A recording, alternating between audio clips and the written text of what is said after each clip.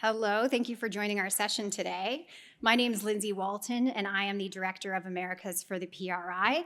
I'm based out of Toronto, and it's a pleasure to be with you. So for our panel today, we're going to be discussing Climate Engagement Canada, or as we refer to it, CEC from now on. So it's Canada's blueprint for investor-led climate action. We're going to start off by understanding who's in the room. So I'm going to open 3 polls for the session, and we'd love for you to fill them out right now as I go through a bit of an intro on what CEC is and the international context as well. At that point, I'll hand it over to my panel here, who will have an engaging discussion. We'll have some Q&A, and then our moderator will wrap up. I am going to point you to this disclaimer, so I'm not going to read every word of it, but I trust that you can read it yourselves. While I do that, I did want to add, I'd be remiss if I didn't add a quick personal aside around this session.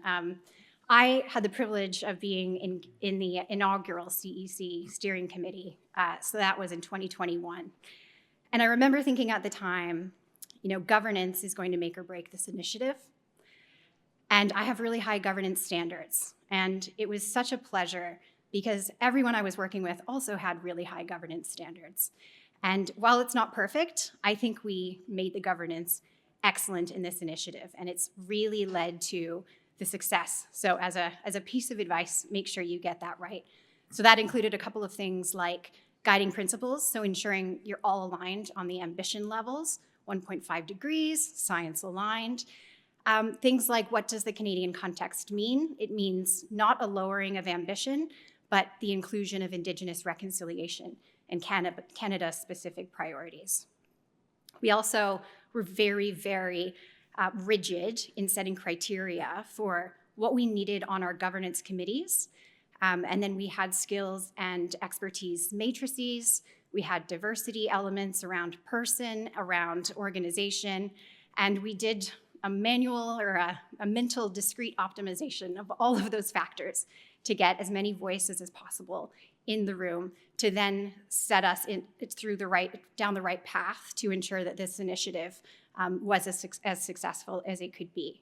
So that led us off to a really great start. So now that you've all read this disclaimer and are very excited by it, I'll get into what exactly is CEC.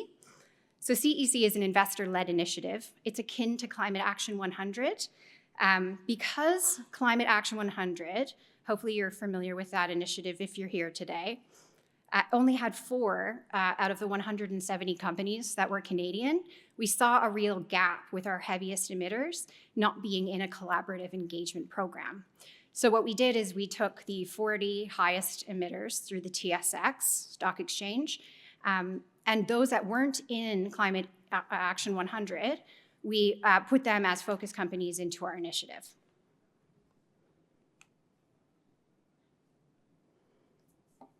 So Canada's challenge, again, as a few people have said over the past day and a half, Canada is special but not unique in its challenges. So we are a carbon-intensive industry like many others. But we also have low regulation. So we have very low sustainability regulation in this jurisdiction. We don't have disclosures. We don't yet have a taxonomy, but we may hear more about that at 4 p.m. today. A little bit of a comparison between CEC's benchmark and CA 100+. So understanding how we compare to our peers. And if you'll notice, just highlighted in the middle there are a few areas of improvement for Canada specifically in relation to CA 100+ and the companies involved in that benchmark. Okay, so by the numbers, upon launching in 2021, CEC had just 27 participants, representing 3 trillion assets under management in Canadian dollars. Today, we sit at 52 investors and participants and $7.2 trillion. So more than doubling in 3 years is pretty impressive. And on that note, we have a very special announcement. I can't claim credit for announcing it right now because it was announced yesterday, but hopefully it's new for a lot of you in the room. So we have some new joiners, really, as I'm going to claim PRI in person as the catalyst for this. So over the last few months, we've seen international support ramping up, and we have Pictet Asset Management, Railpen, BNP, and GMO joining our international supporters, CalSTRS, New York STRS, Nordea, and UN Joint Staff Pension Plan.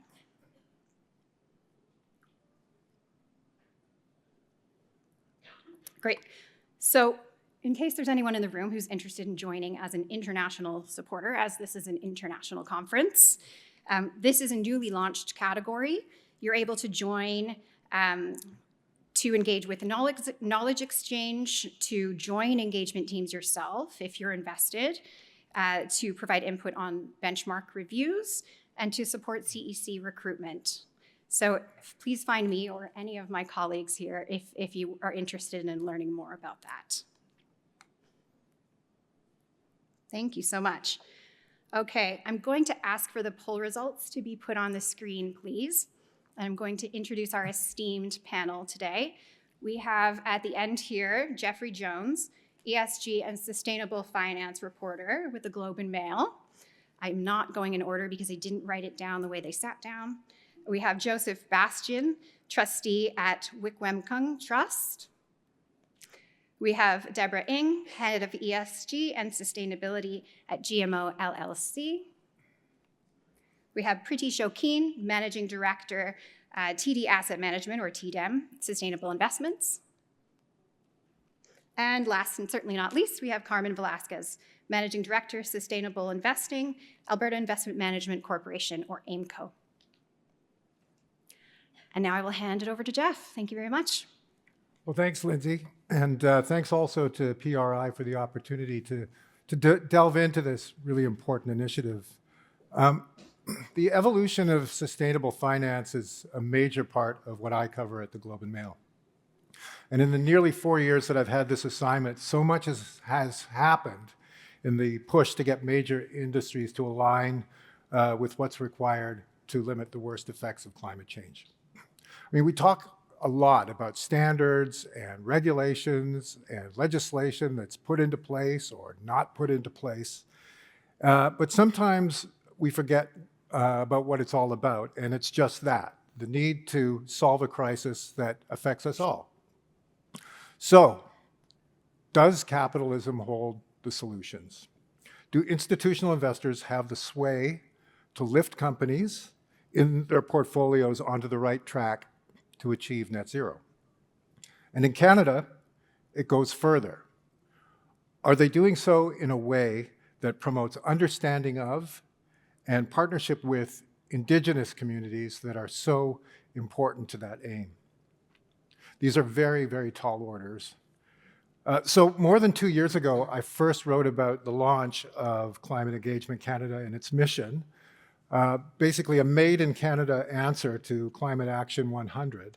And the idea was to use their positions as asset owners and managers to nudge corporate executives and directors to improve disclosure, toughen emissions targets, and make strides towards decarbonization.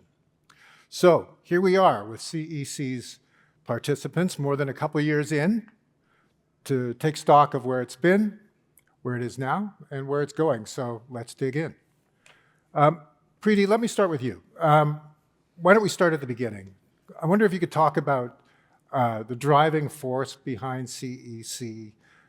Why were the companies chosen as focus companies? And maybe a little bit about how those focus companies have responded to your efforts. For sure. Thanks, Jeff. And thanks, Lindsay, for a great overview of CEC. So I won't repeat what Lindsay mentioned, but we were one of the founding members of Climate Engagement Canada, and we undertook a very rigorous evaluation whether we want to be supportive, we want to join the initiative back in 2021 when the discussions were just starting. And we as investors, one of the largest asset managers in Canada, realized that we have a ton of exposure to Canadian companies. And by virtue of that, a ton of exposure to those emissions within our portfolios. And I think that really led us to start having those conversations, be part of the, the governance structure for Climate Engagement Canada, putting our voice in the room when it comes to investor-led climate action for Canada specifically. The oil and gas sector does contribute substantially to Canadian emissions and to Canadian asset managers' emissions as well. So that was the thrust from us. But the genesis of CEC was really coming from the Canadian Sustainable Finance Council and the recommendations that came out from the expert panel, which Barbara Swan also talked about yesterday. And the idea was to have a very well-informed, constructive, positive dialogue between investors and portfolio companies on what we can do together to reach net zero by 2050. So that was the genesis, Jeff. And in terms of how the companies have responded, so far the response has been pretty positive.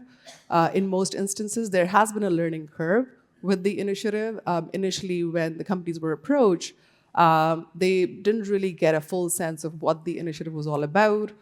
So there were a lot of interactions, a lot of explanation, repetition of what the mandate is for Climate Engagement Canada, that we're not really going after the companies. It's really a constructive discussion to understand, what targets they may have in place, what's their capital allocation strategy transition, because obviously the demand side of oil and gas is going to drive the economics, not the supply anymore. So the peak oil theory has been inverted somewhat in the current economic scenario, and the imperative of acting on contributions to climate change. Carmen, we talked a little bit in the intro here about some of the inspiration taken from Climate Action 100+, but what makes CEC unique? Yeah, no, it's a great question. So I also sit on the CEC technical committee. So we are at the top of the house trying to figure out exactly what's working in terms of the benchmark, as well as what we need to be doing to move it forward. And when we started that conversation, that's something we talked about as a group. It was like, we want to start with Climate Action 100. We think this initiative has been working. It's been going on for a number of years. But what makes us different? And so there was the creation of a Just Transition working group. And that's something that we think is not unique to Canada, but something definitely we wanted to focus on. And the focus of that group was looking at Indigenous communities, as well as other communities that are impacted as we transition away from, for example, current fossil fuel usage. And then also, how does that work for both the community and the workers? So are we going to reskill people, or how are the companies going to deal with this as it changes? So that was something that was unique, and we created this group. And then Joseph will speak more to it. But part of it was really understanding what are the expectations from companies. So it's about disclosure, but part of it was also, okay, how do we bring the companies along? What are the questions we should be asking? What are we expecting in these disclosures? So that was something that was definitely unique. There is another question that I had, and this is kind of back to the Climate Action 100 group, and that is how, Deborah, maybe I should pose this one to you. How does CEC's efforts stack up with what's occurring in the United States, where obviously there's been some pushback in some states to ESG in general, and we've seen climate action seen some departures recently of some financial players. Right, so as the international supporter representative, I suppose that's the right question for me here. Yes, ESG pushback in the US has received a lot of press, a lot of attention, and honestly, while it's very frustrating, maybe even annoying for us in the US dealing with it, it really doesn't change what we do, right? So as investors, all of us here, assessing material ESG issues is really just part of a robust investment practice. And we use engagement and voting really as that primary tool. What happens when you have ESG risks that you cannot address? Well, you need to engage with companies. We can't just walk away. We want to work with the companies. So, an initiative like CEC Canada really allows us to leverage our resources as a smaller fund. So GMO manages about 90 billion Canadian. And we are certainly not a tiny firm, but we are not like one of the big giant firms that have left the Climate Action 100 initiative. And so for us, it is really valuable to be able to leverage our small investment teams, our small stewardship teams, and really, have a little bit more influence with the companies that we invest in, right? And arguably, some of the big guys that have left really do have significant stewardship activities and a lot of influence with companies. So it's slightly different. And another thing that doesn't get called out in the media in the U.S. a lot is that while these asset managers were leaving Climate Action 100+, the initiative has actually grown over that time. There was actually new members joining as well, but that didn't seem to hit the press as much. So, all of this is happening in the backdrop of CEC.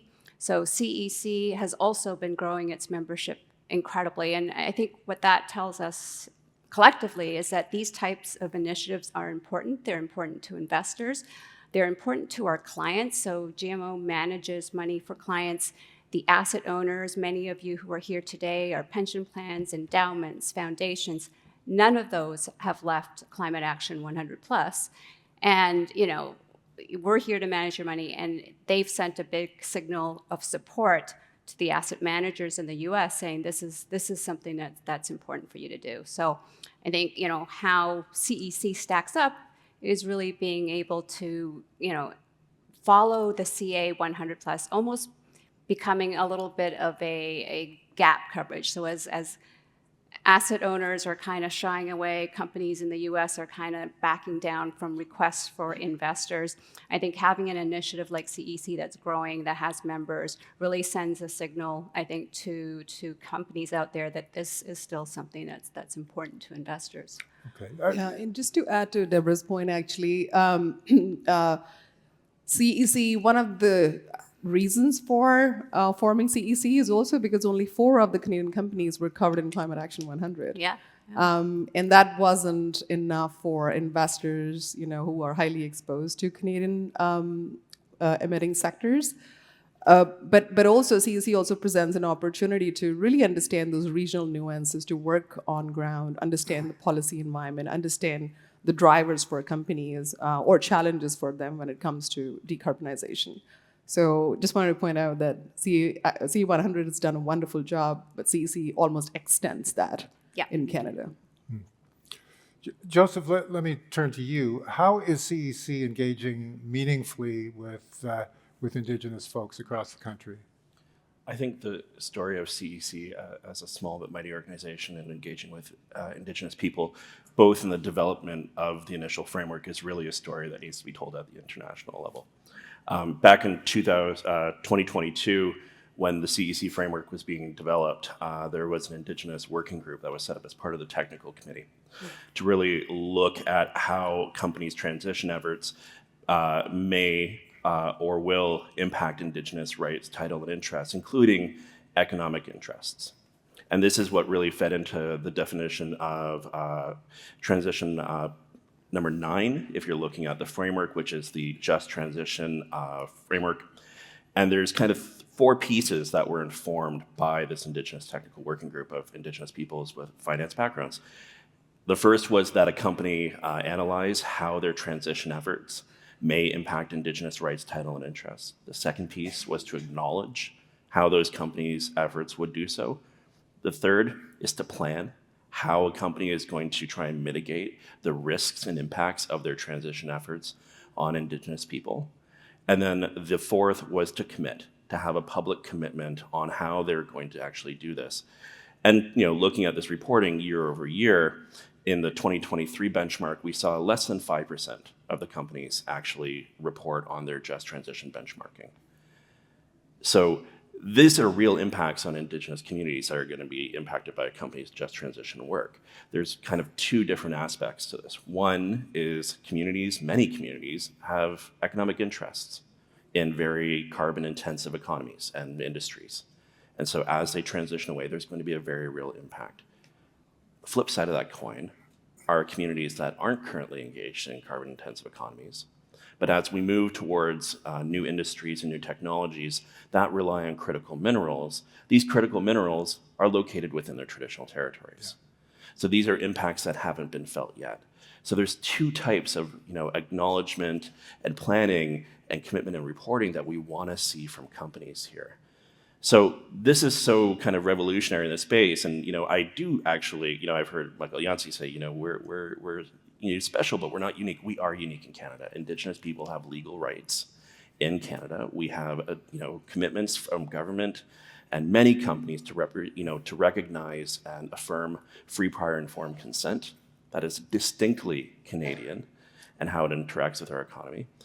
And so when we're looking at this commitment, it's how are we going to ensure that Indigenous people are part of the solution, that we're not on the outside of this, that we are part of these technical conversations, that we are embedding Indigenous values and Indigenous planning, and we are co-developing the plans for these companies. That's what we want to see as part of this reporting framework. And going forward, we want to see, and we are seeing actually in CEC, that there is continued Indigenous involvement in the Technical Advisory Committee, as Carmen alluded to earlier, as Lindsay alluded to earlier, there is Indigenous involvement in the governance structure. And for CEC as an organization, this isn't a static framework. This is a framework that's going to evolve as we kind of go through this transition period and as companies report back. But we need to see that number increase, because when you look at those 41 companies that are being benchmarked right now, 85% of them, every single one of those companies is operating within Indigenous traditional territories. But 85% of the companies that are listed right now on that benchmark have very clear, real impacts on Indigenous rights, title, and interest. So CEC's commitment to include Indigenous people in the technical side, the governance side, is being noticed. It's being noticed in conversations that CEC has had with CA 100+. It's being noticed by the World Benchmarking Alliance that these are gaps within these international and American frameworks. And even on Monday, we were meeting with representatives of the ISSB, and we were saying, when ISSB is coming out with these frameworks, how are you going to involve Indigenous rights holders at the international level? And then, at Canada, at the CSSB level, how are you going to be involving Indigenous rights holders in the definition of these frameworks? So it's really exciting, but it's also the right thing for us to have a seat at the table. And when we talk about nothing about us without us, CEC has really taken that to heart and ensured that when Indigenous people have provided very real, concrete feedback on how transition efforts impact us, that you see that embedded in Transition Article 9 of that framework. Joseph, just want to add, I know we are talking about decarbonization and transition, but you said something that was pretty critical, and people wonder why, as an international firm, we are part of CEC 100. Well, the truth is we actually have resources, strategies, and climate change strategies. Both of those strategies have quite a lot of exposure to Canadian companies, right? So we are at the same time invested in extractive companies in Canada, but also some of the companies in Canada that are actually helping transition. And I think your point about how we work with Indigenous populations, how we develop these resources sustainably, is something that's going to go beyond transition, but not just decarbonization, but also transitioning to the new economy. And 85, and when we looked at that list, like I was sitting with my colleagues yesterday and I was looking through the list, I was like, 41 companies, there were only 5 on there that I had not seen an Indigenous rights, title, and interest or free, prior, informed consent engagement with, right? So there are parallel efforts that are happening in alongside the climate and transition engagements. So, we need to figure out a way, as you're saying, to tie these together and really coordinate as a collective group of investors to make sure that we're amplifying each other's efforts here. Yeah, an important part of the fabric. Sorry, I was about to say this is great because we're already identifying next steps and what we can do more. Priti, let's get into some nuts and bolts. How do, maybe if you could give us a flavor on how these engagements with management and boards work. How do the meetings tend to go? How do you decide whether your efforts are bearing fruit? And how long does that take? Yeah, absolutely. And I think we're leading on probably 4 to 5 companies. John can correct me if I'm wrong. But the way typically these meetings go is there's a lot of pre-work involved, Jeff. So we don't just step into the meeting based on the contacts we have with the company. These are not direct meetings that we have with our portfolio companies. These are collaborative meetings. So the pre-work involves, getting all the investors in the room first, and really, fleshing out what are the key priorities for that particular engagement. What do we want out of that engagement? Setting some key objectives for particular engagement meetings. Who are we going to be targeting to have conversations within companies? Typically, we target management for these meetings. We would contact either, if we don't have direct contacts, investor relations or head of sustainability. We've had conversations with CEOs, CFOs within CEC engagement meetings.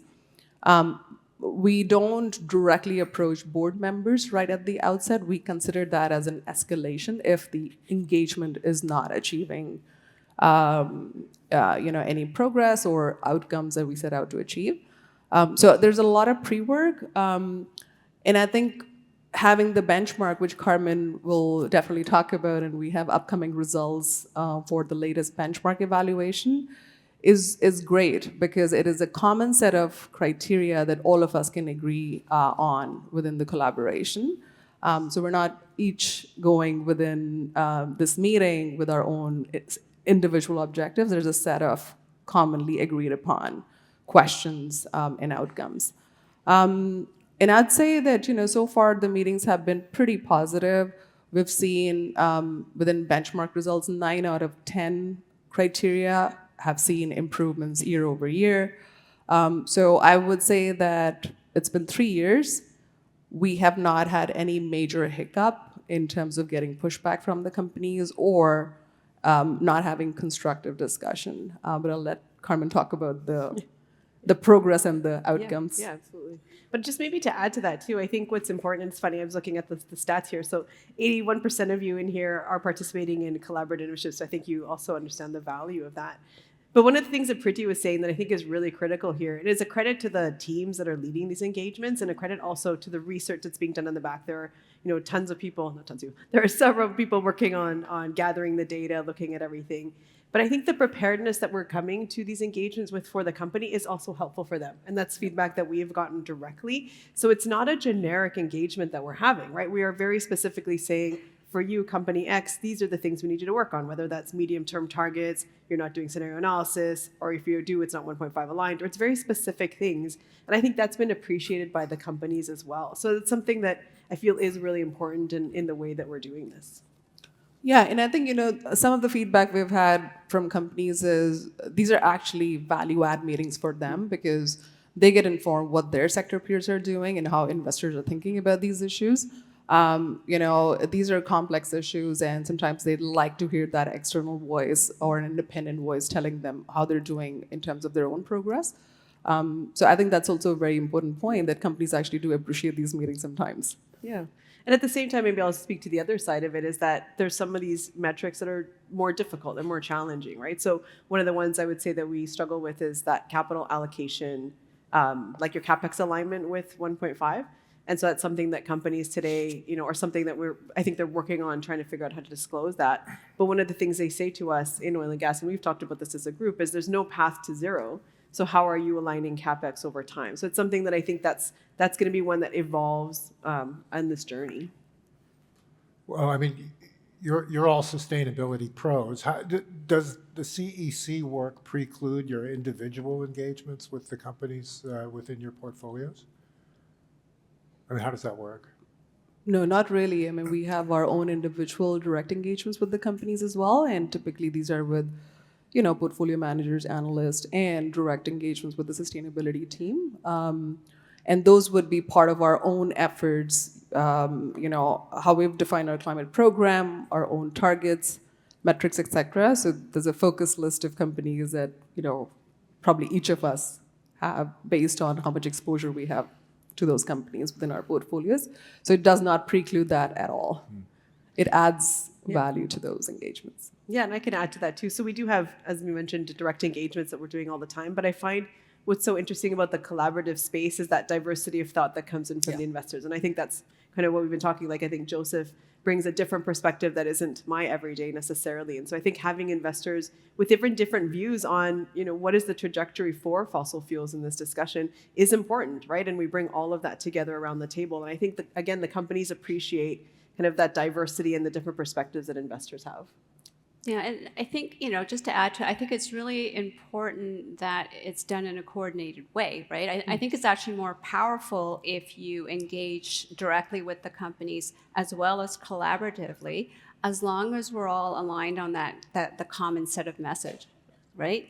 Because these companies are listening to investors, they're taking, what are investors concerned about, what are investors asking us to do. They need to take that to their boards, they need to build that into their strategy or make changes. And if they're hearing different things from different investors, it's going to be harder to come to that decision. So I think, one of the powerful things about, something like Climate Engagement Canada is that we're very clear on what we're asking for from companies, and whether you're engaging as a group or you're engaging individually, you're asking the same thing, right?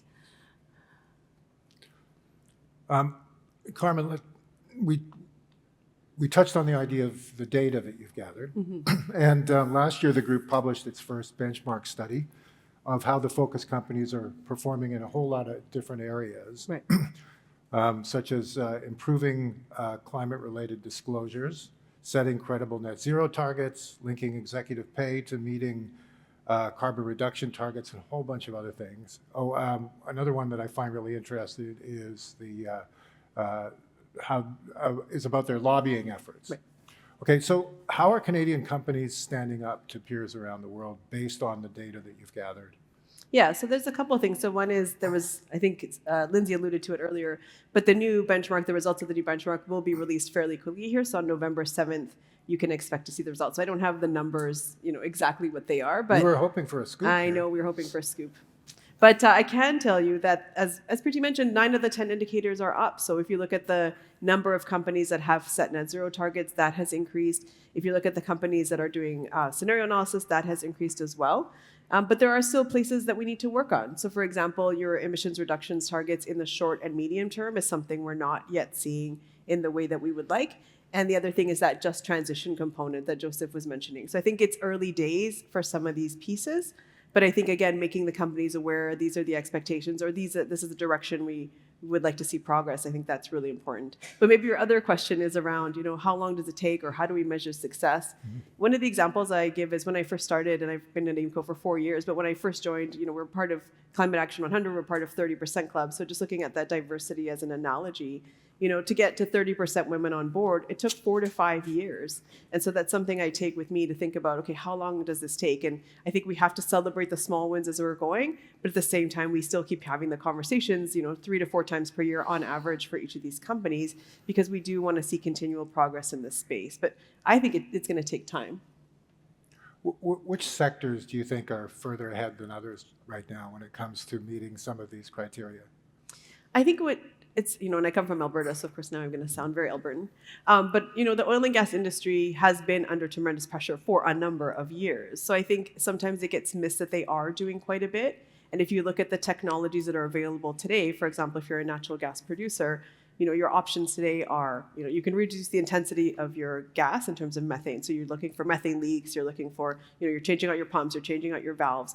You can also electrify your station. So where you process the gas, can you do that using electricity from green solutions instead of traditional gas? So you're starting to see that change occur. So it's not something that's going to be widely maybe publicized, but these are the things that slowly over time actually do make a difference. And we have seen the intensity of the barrel or of that molecule fall. So that's how I'm seeing it, is that I think there is progress. Again, it's not like transformational maybe necessarily at this time, but we are seeing that movement in the right direction.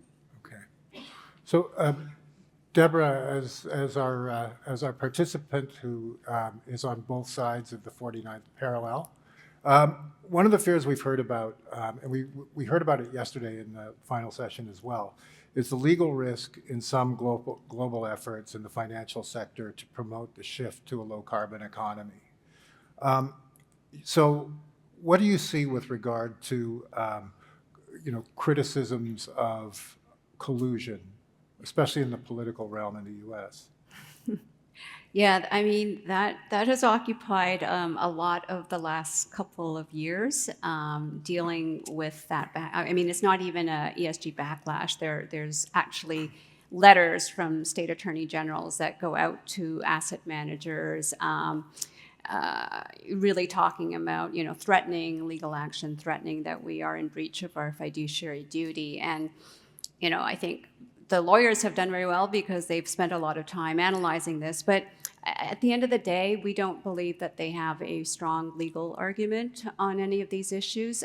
Their intention has been to have a dampening or chilling effect on Climate Action 100 Plus and other collaborative initiatives. And, to some extent, they have succeeded with some of the exits of the larger asset managers. But, when I've spoken to them, they are continuing to do their own independent engagements, right? So it's not that climate change is no longer important.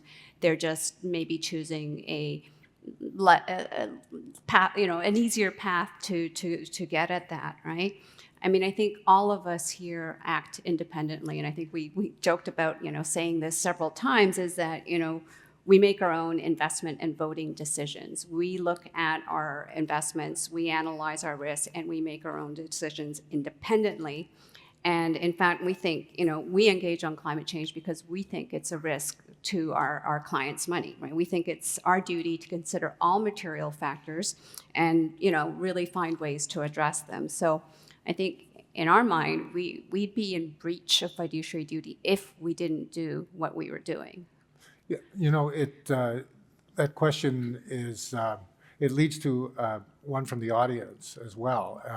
And you talked a little bit earlier on about the fact that, for instance, Climate Action 100 Plus had lost members. From the panel's perspective, I don't think we've seen any of it at CEC. I mean, I think not only are all the original members still in place, but you've grown. So what do you attribute that to?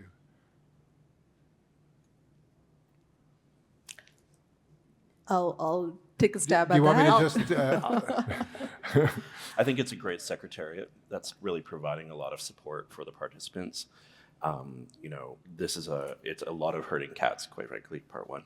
But you're talking about great research and administrative support from a secretariat that is committed to ensuring that all the participants are coordinated, that the targets are accurately selected, that it's provided really significant research in the background, and that the message and the outcomes that are being asked from companies are clear and constructive. So I think that has been one of the key features in bringing in new asset owners into the mix. And also that asset owners and other financial industry groups are looking for an opportunity to collaborate and not have to do it themselves. Like, it is sometimes very difficult and daunting when you're trying to do climate engagement on your own. So the ability to go to that table with other, asset owners and asset managers and to have strength in numbers is really attractive to people who want to participate in CEC. Okay. Yeah, and I think we've also had the benefit of learning from CA 100. And when crafting CEC, guidelines, we did put in a lot of safeguards in place, including disclaimers like that, which obviously mitigates some of the legal risk that has been thrown at us when it comes to collusion and anti-competitive behavior. So I think, there's been a really strong governance structure in place, and hopefully that sort of risk does not creep in CEC.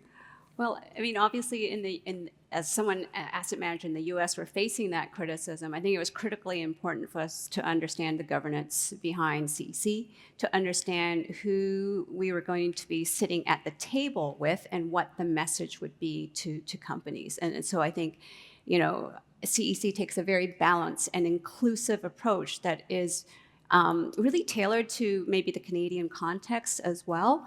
And so for us, that was a very attractive feature, which I think is going to lead to better success with the CEC. So for us, we had to be very, thoughtful about, who do we collaborate with. Okay. Yeah, and I think, the concerns about fair access are really about restricting finance or investing. But over here, we're actually sitting at the table with the companies, actually invested in the companies, and approaching it from an engagement perspective. So I think some of the arguments are sort of like counterintuitive when it comes to the discussions down south. Okay. Joseph, let me turn to you. Most of the people in this room, unsurprisingly, agree on the urgency to act on climate change. So what are some of the calls to action that you have for issuers and other investors? Oh man,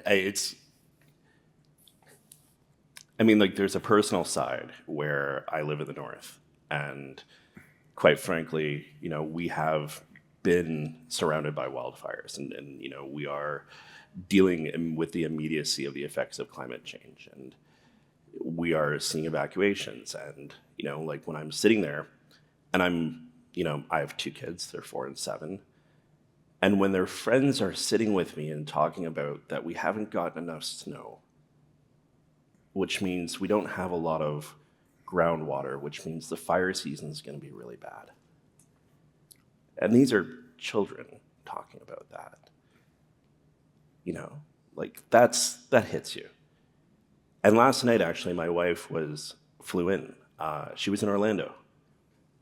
She's a physician, works in northern communities with predominantly Indigenous populations.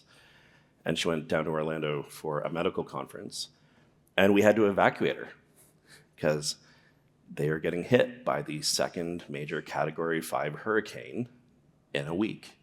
So right now she's sleeping in my hotel room because she flew in at midnight on the very last flight out before they closed that. Climate change is real, and it's hitting our family in different ways.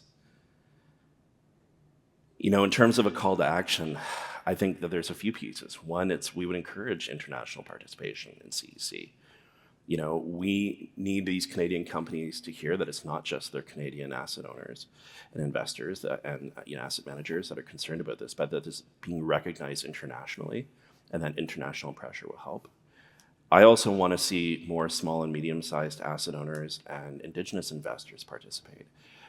As I was, getting ready and getting mic'd up, I ran into the CEO of an Indigenous organization who is in the audience right now. And he said, I saw this panel and I thought, this is really interesting. And I said to him, this is values aligned with you. This is values aligned with what you're trying to do for Indigenous people and Indigenous communities. And yeah, you're not as big as TDAM, but you have a seat at this table and you can join in these collaborative, engagements. And we need to have Indigenous participation here. And if you're in the audience and you're an existing CEC participant, I'm going to say, Indicator 9 needs your support, right? When we have only 5% of the 41 reporting companies actually talking about their just transition plan and commitments, that should be shocking to all of us. And that needs to be a priority for all of your upcoming engagements. And we need to see that number grow, right? How are we supposed to do a comparative or sectoral analysis on just transition if we're comparing only a handful of companies, and we can't do it, by industry, by sector, by market cap, and then do it longitudinally? I'm talking from an investor perspective. We need this information to help, push for change and push for really clear plans and commitments from these companies. And so I think, yes, all indicators are important, but I'm going to put a pin in this one, that Indicator 9 needs the most support from CEC participants as we go into that 2025 engagement season. Anybody else want to add to that, or? I can't top that. Okay. Here's a question that I have that also came from the floor, and this has to do with a big development that happened this summer, was the passage of in Ottawa Bill C-59, which for non-Canadians in the audience is generally referred to as anti-greenwashing legislation. It immediately created a chill among large emitters, notably in the energy sector, and led them to pull back on a lot of their public messaging that they had previously offered. So maybe I'll start with you, Priti. How has this complicated efforts to engage with companies? It so far has not, but it will create a lot of complication for us come the next reporting cycle.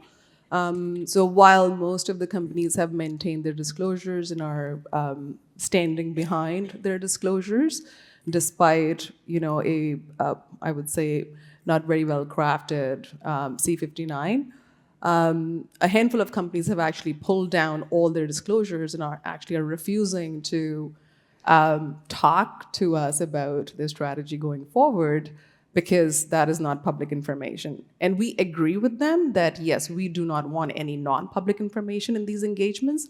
But at the same time, we do question their decision to pull down disclosures. I think it is going to have an impact if companies continue to not report on their climate disclosures, are not giving us any guidance in terms of decisions they're going to make in the future on disclosures. And it is going to be absolutely untenable for us to be able to evaluate progress that those companies have made. So I think from a benchmark evaluation perspective too, it does complicate things. It just points to the fact that regulatory disclosure is much required here in Canada to have that balance on sort of like both sides. Do you foresee any slowdown in actual initiatives to push for all the things that CEC is pushing for as a result of some of this chill? Well, in our own engagements, we are, making sure that we express expectation as an investor. We do need this information. This is financially material information. This is not voluntary anymore from an investor perspective. It may be voluntary from a regulatory disclosure perspective. But for us, it's critical information to be able to assess their progress on emissions, but also to report our own portfolio emissions. And we are now required by certain fund disclosure requirements. If they're ESG labeled, we need to be able to back it up with ESG metrics. And if companies are not disclosing, it does create a bit of a paradox for us as well. Yeah. So we are reinforcing in our engagement that this is critical data for us to have. This is kind of a follow-on to that, and maybe I'll pose this one to you, Carmen. So besides that legislation, there are a number of other processes that companies are dealing with. ISSB standards, European requirements, the SEC, all of them mean more data gathering, more disclosure, more costs of compliance. So what do they tell you as you push for improving environmental performance? Yeah, no, it's a good question. And it's something I think we are very cognizant of, right? For the issuer, depending on the size of the issuer makes a really big difference. If you're a large company, you have a big team of sustainable investing people who probably are working on all of your disclosures. If you're smaller, that is increasingly difficult. But I think one of the things we do as the collective group when we do these engagements is, at least our view has always been that we're here to be your partner. We're invested in you for the long term, especially as a pension. And so part of it is how can we work with you? At the end, it's like measure, monitor, manage is what we're after. And that's essentially what you're saying as well, right? So we understand the difficulty, but at the same time as investors, what we're looking for, exactly what Priti said, is that in decision useful information. And so without any information, it's really hard for us to gauge. So even within, just I'll speak maybe to AIMCo a little bit, like part of it is we have a taxonomy where we've mapped these companies into specific categories. And when there's no data, we think that's the biggest risk. If you're a high emitter with no data, we don't even know how bad the problem might be, right? So we have to start there, and I know it can be a lot of work, but it is really critical for us to do that and for us to be here for the long term. One debate that never seems to subside is the one that CEC was sort of formed against the backdrop of, and that is engage versus divest. Why don't I start with Joseph on this one? Obviously, this panel is in the engagement camp. Maybe I could ask you why it's important to stay at the table, and is it working? I mean, the idea that it's engage or divest is a bit of an antiquated false dichotomy and doesn't really reflect the reality that I have as an investor or, sitting with my fellow trustees or asset managers. we buy and sell companies all the time for a variety of reasons, quite frankly. So, and for a variety of criteria. So the idea, when you are an asset owner, and I feel like I'm probably I don't want to be mansplaining here, but it's there are certain rights that come with being a shareholder and being able to engage and be at the table and exercise those rights with the company and ask them for change, to be able to do shareholder engagements and do board votes and really push for that change. You give that up when you divest. And for many companies, depending on the size of your holding, they might not even register that you sold, unless you're a company with a letter. And quite frankly, if we were to go through go through a hypothetical process, right? We identify a company, we try and engage them in climate, we're not happy, we've gone through CEC, we've gone through this, maybe we choose to divest. But if we then saw that company making significant progress and improving their operations and making clear commitments under Transition Indicator 9 and demonstrating that they're changing, we're going to reinvest. So it's more of a spectrum cycle. It's a dynamic process that isn't just a one and done.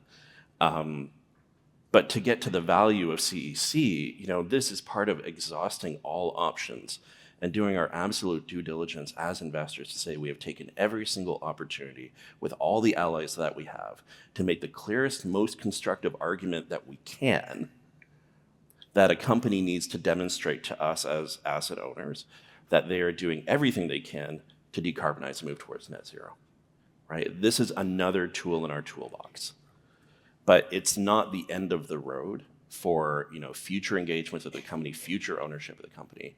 And so I think we need to move away from that hold or divest mindset, because it's just not a realistic recognition of how the investment cycle works, or the actual expectations and pressures that are on asset owners or our relationships with our asset managers and investee companies. Yeah, listen, we're not going to get to net zero by divesting. That is clear. Right? And we need to stop talking about decarbonizing our portfolios and getting to net zero. We got to talk about decarbonizing our portfolio companies, right? These companies need to transition. These companies need to, think about the opportunities and the solutions and technologies that they need to decarbonize. And that's what we need to focus on, because otherwise, if we don't get real world emission reductions, we're not going to get to net zero, and having net zero portfolio isn't going to help me at all. So, as one of my former boss would say, divestment feels good, but engagement does good.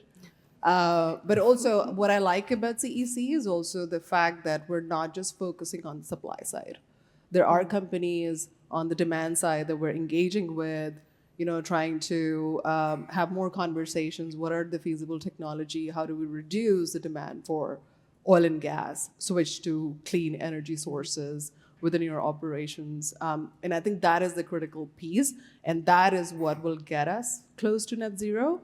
It is not going to be, as long as it's economically feasible, oil and gas companies will continue to produce. There's no doubt about that.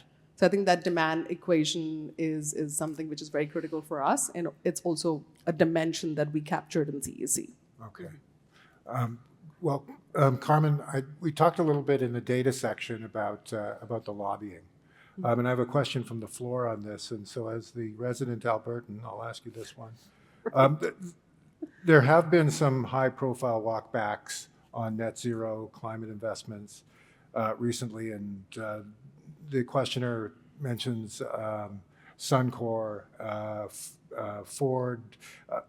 Are you seeing any wavering or slowing down among the participants in CEC as well?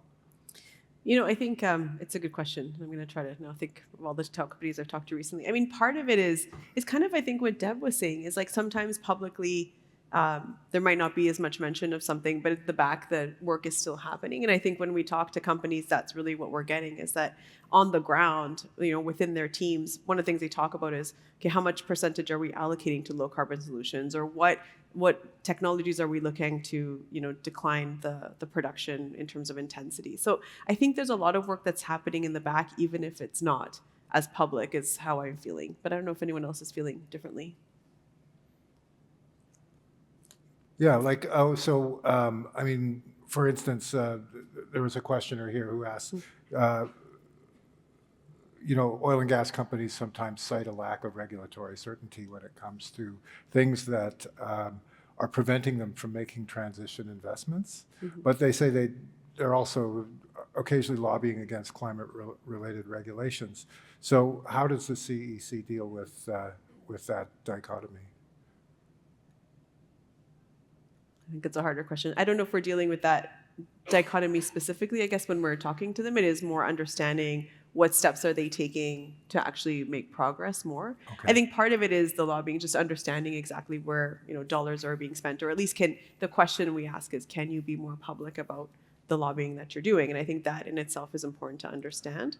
But I'm not sure. I guess does anyone else have anything to add? Yeah, I mean, there's a slight difference also between the US and Canada in terms of, lobbying and political donations. I think we have a lot more restrictions when it comes to political donations. So I think we kind of need to also separate that out. The advocacy pieces, which is much more critical. So, we have obviously different sectors and their advocacy industry initiatives that are promoting for certain policy development. I think that is the piece we kind of need to focus more on. And I think we do. There's one indicator in which we do evaluate companies on their lobbying efforts. Yep. So it is built in, Jeff. I don't think we've had proactive discussions with companies on this, given that the lobbying context is so different in Canada than the US, but it is built into the benchmark. Okay. I'd like to ask everybody on the panel this one, and maybe I'll just kind of go down the line. You talked about the importance of benchmarking the performance of the focus companies, but how do you benchmark the performance of CEC itself and as your organizations within it as you go through engagements and that? Maybe I could start with Joseph and then come down the line on this, because as more organizations, investment firms join your group, they too will be looking for, at some point, tangible results in these efforts. Yeah, I think, and I'm not trying to be, a single issue panelist, but, one of the things that we look to see, the continued, legitimacy and growth of CEC is Indigenous participation in the governance of the organization and in the participation in the technical committee. So, we have new Indigenous members who are right now in the process of being appointed to the technical committee, and we would hope to see that representation continue and grow. And I think, for me, one of the things I'm looking to is can we grow the number of Indigenous trusts like our own and Indigenous, foundations and organizations that are participating here at the table, so that when we are talking about those trust transition indicators and we're at those tables, that we're, with each one of those 41 and hopefully more companies in the future, but, at each one of those tables, we have Indigenous representation that is specifically speaking to the Indigenous issue. So that's an area for continuous growth and strengthening within CEC. And I think for me, that's the indicator. That's my indicator that I'll be looking to in terms of seeing the continued success of CEC. Deb? Yeah, I mean, that's such a key criteria. Like if I think about all the different, collaborative initiatives that we could be part of, and believe me, there's a lot of them actually that come up. We get approached a lot. And, one of the key criteria that we would want to use is the effectiveness, right? Has us being part of this initiative been effective, in achieving the initiative's goals, but as well as our own goals. So I think for us, it's really about taking a baseline of, our portfolio companies today, what they're doing, what they look like, and then really turning to the benchmark that the CEC is providing to sort of say, okay, so now, where have we progressed on this benchmark? And is the company coming to us? Are we having continuing dialogue with the company? Are we making steps? It's not going to happen overnight. It's not going to happen next year, most likely. And so if I look back in a year's time, I guess it would be, is the company still inviting us in for the conversation and interested to hear what we have to say and willing to work with us? What Deb said I think it's depend on the company's progress themselves. I think CEC will be evaluated on how much we have been able to push for progress and our benchmark results. So I think it's hard to say what would be the end goal for CEC. Whether we have these 41 companies disappear from our list because we've achieved everything in the benchmark, right? But I think it is really circular in nature and depends on how much progress the companies make.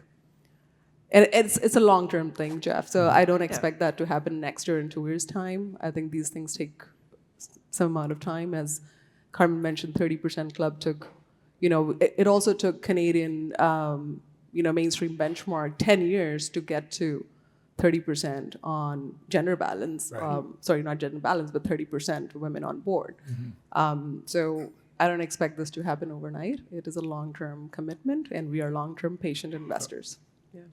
I think the only thing I'll add is something I said at the beginning as well, is that you have to celebrate the small wins. Like, I talk to a lot of people, and when we work in this space, you have to be optimists, I think, to do this, because these are hard issues, right? Climate change. Outside of this, we were dealing with human rights, biodiversity, water stress. There's so many issues that we're dealing with that are long-term issues, but our job is to make sure that the companies, that our portfolios, are resilient for the long term, right? And that's what we're here and what we're in service of a lot of times. So for us, it's like, how is climate engagement kind of progressing? So the fact that there are more net zero targets, there are more companies looking at scenario analysis that weren't before, and are they including 1.5? Are you aligning your pay? There's all these pieces to it, but I think all of those, as long as there's movement in a positive direction, I think we should feel good about ourselves. It does take years. Like, I was on two Climate Action 100 initiatives, like two company engagements, and it took us years. Like, to get them to say net zero, it took 3 years, genuinely, of every quarter we were talking. Every quarter we met with different people in these companies. So I think that's just something we have to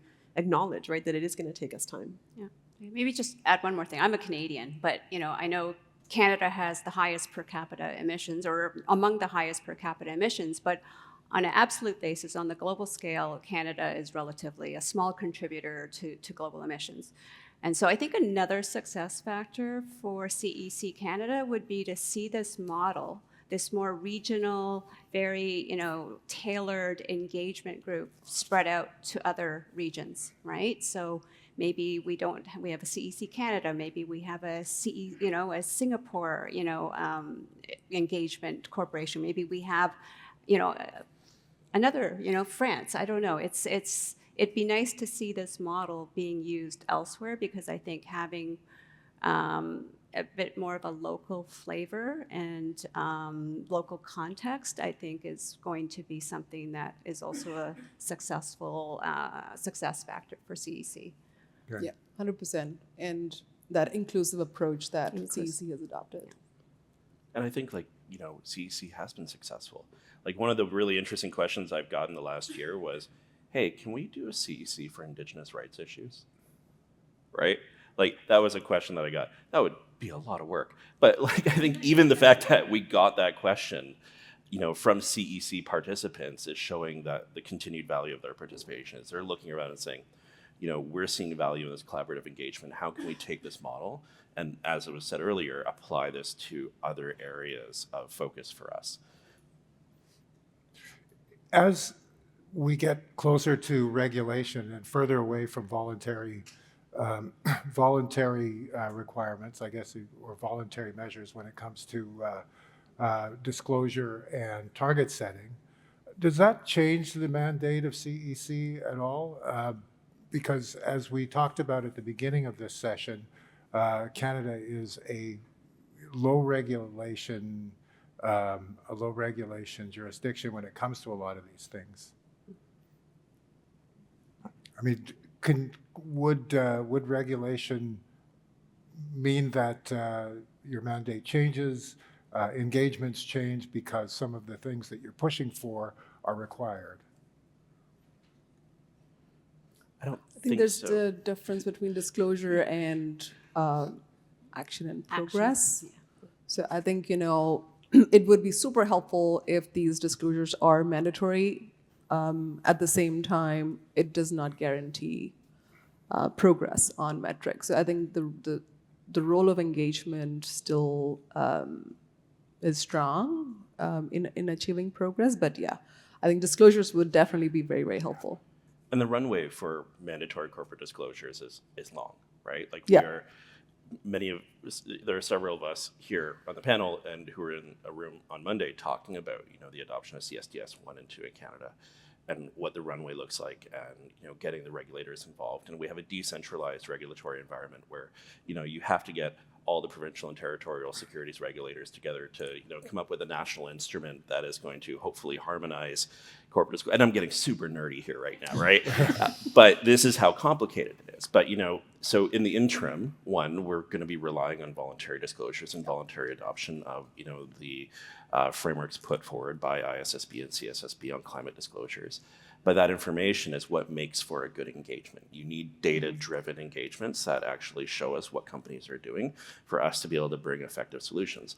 So would regulatory, mandatory corporate disclosures and a strong regulatory regime help? Absolutely, because then you are talking about clear, standardized disclosures that we can rely on that are comparative across industries and then, longitudinal. But where we are right now, like that's a heck of a runway to, for all of us who have been involved in policy change and legislative and regulatory affairs. It doesn't happen overnight. So, CEC has a very, strong mandate for several years in the future to lean on voluntary disclosures and to use that information to push for change. Okay. Well, thanks very much for a really interesting deep dive into CEC and its unique character. And it's great to have a panel of really smart people to explain it all. So thanks very much to Joseph, Deborah, Priti, and Carmen. And please join me in thanking the panel.